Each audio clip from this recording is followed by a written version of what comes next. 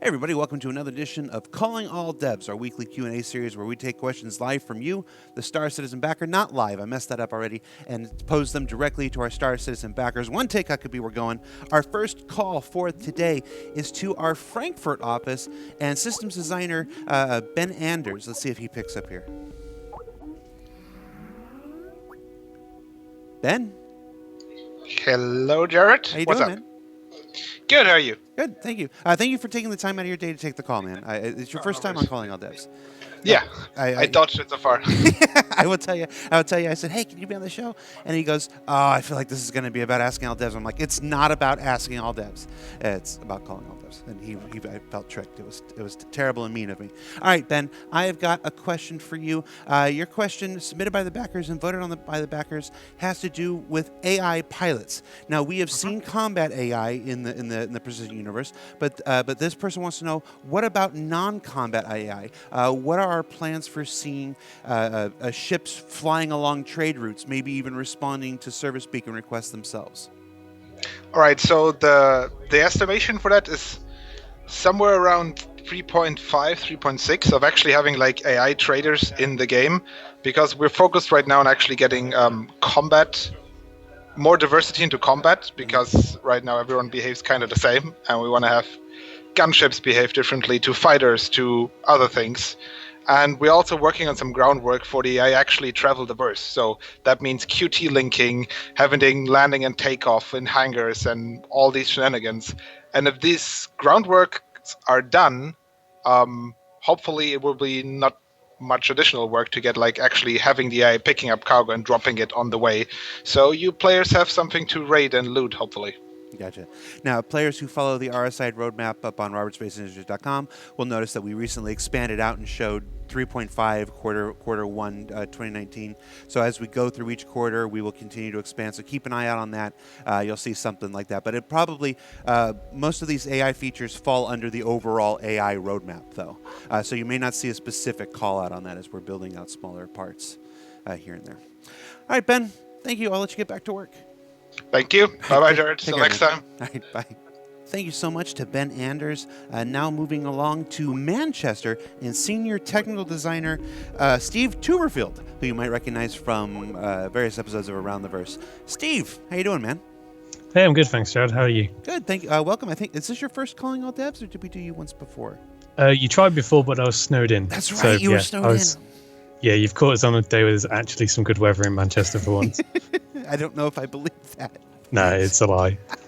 Well, I appreciate you making the time to be on the show, and I appreciate you sending the message along even when you couldn't make it last time. So, oh, you're welcome. No problem. Appreciate you, senior technical designer Stephen Muirfield. All right, your question from the backers, voted on by the backers, says, what's the long-term plan with lockers and weapon racks in the PU, and will they work alongside or even stay relevant with the Equipment Manager Mobiglass app? Okay, well, in terms of the long-term goals for those, we still plan for them to work alongside the Mobiglass app. So what you're essentially going to be doing as a player will be approaching a locker, and within your Mobiglass ahead of time, you will have set up a number of loadouts. So you may have, say, like a combat loadout where you've got your armor, your weapons, grenades, all the rest of it. And you may just have a civilian clothing loadout instead. So what you basically do is interact with the weapon rack or locker. You can interact with each individual item if you want to and just add it to what you've already got, or you will be able to just pick a loadout and then equip it. So it just really is one of those things that's kind of planned for much later down the line, but it is certainly planned. So we do have a plan in place, and hopefully it's one of those things with all the priorities that we have that we will get around to at some point. Gotcha. Well, I have no doubt. Chris is a big fan of those Diagetic University. He wants to, as often as you can, to go to something tangible in the universe and have it function. Exactly, yeah. So, all right, man. That's it. I'll let you get back to work. Thank you so much. No worries. Thank you. Cheers. Bye. All right, take care. All right, thank you so much, Steve Muirfield. Now going right back to the Manchester office and our own Luke Presley. Not Luke Davis, as I called Luke Davis last week. I called him Luke Presley. Luke's. I shouldn't even get these confused. There's more Chris's than Luke's. If I can't get the Luke straight, I have no chance. Luke Presley, live designer for Star Citizen Live. Luke, how you doing, man? Hey, Jared. So Luke Presley, live designer for Stars and Live. Welcome back to the show. Hi. We've got It's been a long time. It has been a while. Remember when we started this, I was like, "You're going to be on this show every week," and I do try to spread it around. Unfortunately, I think I've hit John Crowe probably more than anybody now. I wouldn't be surprised if he hates me at this point. All right, lead designer for Star Citizen Live, lead live designer. Sure. Got a question whatever. for you. Gameplay stuff is basically short form gameplay stuff. We got 2 questions for you from the backers that I think are right up your alley. 1, when will we see ground and air race tracks on Yella or additional tracks in Arena Commander? This person calls out Yella specifically, but I think it applies to anything. When will we see live ground and air race tracks anywhere or additional tracks in Arena Commander? He does specify Yella because so many are located there according to the lore. Okay. Do you want the short or the long answer? Let's go ahead and try the long answer. Okay. The first 2 questions we've had in the show were very short, so we'll let you fill the space. Sure. Okay. So, I mean, there's obviously the asteroid field around Yella. I'm assuming they mean planets. I'll make that assumption. Not sure. We have, for 3.0, tried to make the traditional kind of start, interesting track, finish line races on all 3 moons. And then the moons changed, just changed beneath us. The technology keeps moving on. I mean, anyone who's seen the difference in Daymar and Yella from 3.0 to 3.1 will see the huge difference and improvements that have been made. But it does mean that it would throw out completely any track that you'd made there. You want to go through a canyon, that canyon won't be there maybe, next time we regenerate that planet. So we kind of had to put that by the wayside for now, and for the foreseeable, because these planets we assume are just going to keep improving. Yes, it is one of the trials and tribulations of running a live environment in the middle of game development. Daymar and Yella and Selen are not locked; they're not final yet. So while they're making these changes, you don't want to do work that just has to be redone and redone and redone every patch. Exactly, and that doesn't mean we're not working on races. We are working on a scramble race right now that it takes place in space and on planets. What's cool about that one is that you pick an interesting location at the time, and you don't pick a track or anything, just an interesting location to start and around it, and everyone gathers in one place. And it's a death race, obviously we gather in an armistice zone. And the moment the race starts, they head off to a randomly generated location. And first guy to, collect that checkpoint, that's one to him, up to a certain limit, at which point he wins. What you do when you get to that checkpoint, we are currently working on balancing. So we don't want the super fast ones to win all the time. So if they flew there, collected it, and then get to fly after the next one immediately, it gives no time for the slower, more heavily armored ships to catch up. So, we're working on ways of maybe you have to hold it for a certain time, or we don't announce the next checkpoint until afterwards. What is for sure is that you will definitely have to backtrack. We will put the next checkpoint on the opposite side of where you started, so you have to kind of go through all those people who are coming towards you, or overtake all those slower, more armored things. So yeah, it's going to be interesting. So in a basic sense, just kind of like a figure eight, like a flat figure eight, where we have to go back while the fast people are going to their next checkpoint. The slow people will still cross them and have a chance to blow them out of the.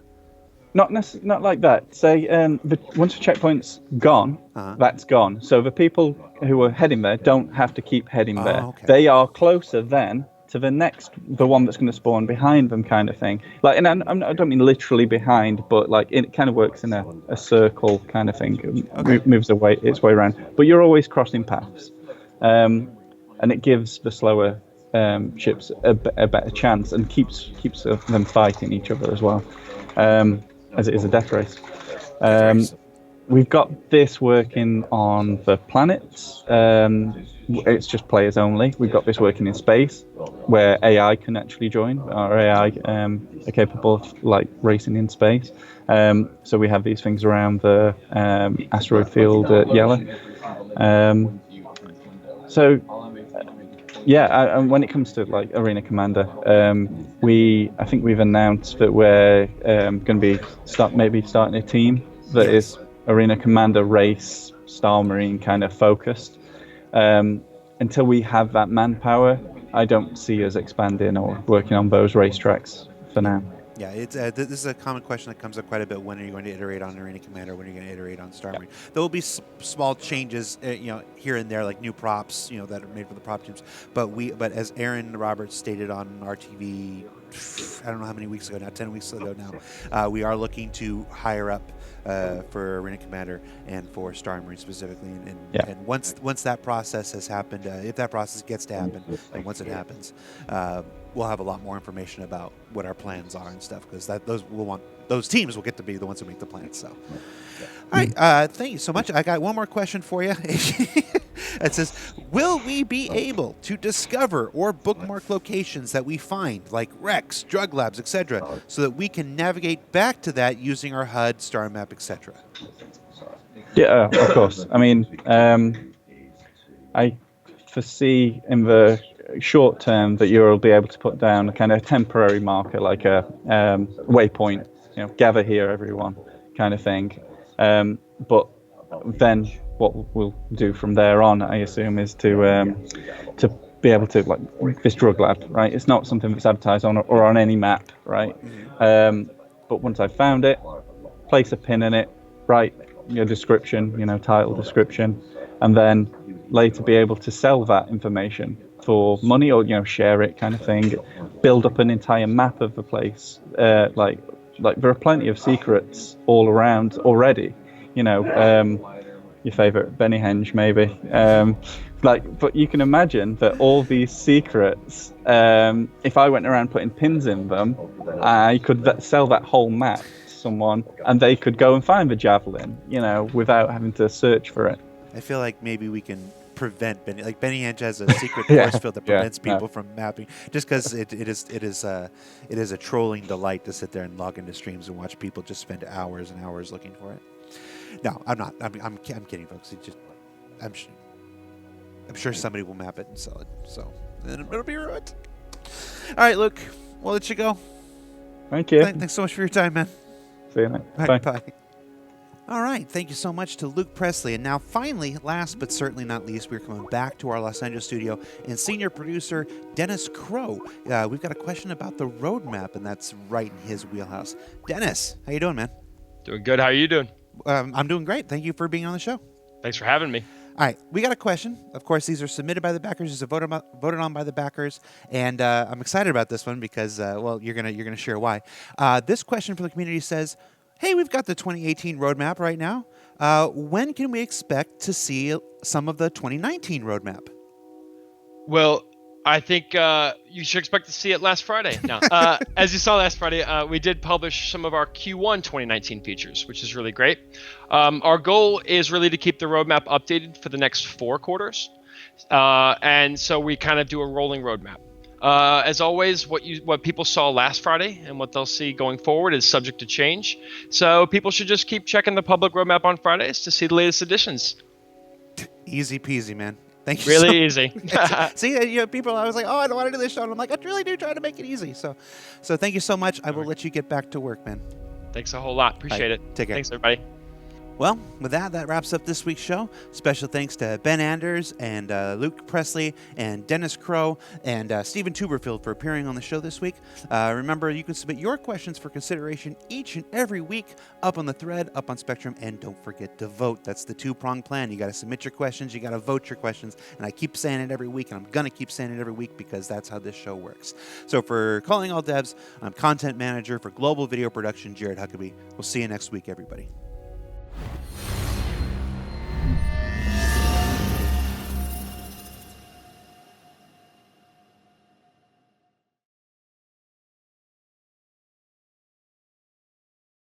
Thanks for watching. For the latest and greatest in Star Citizen and Squadron 42, you can subscribe to our channel, or you can check out some of the other shows, and you can also head to our website at www.robertsspaceindustries.com.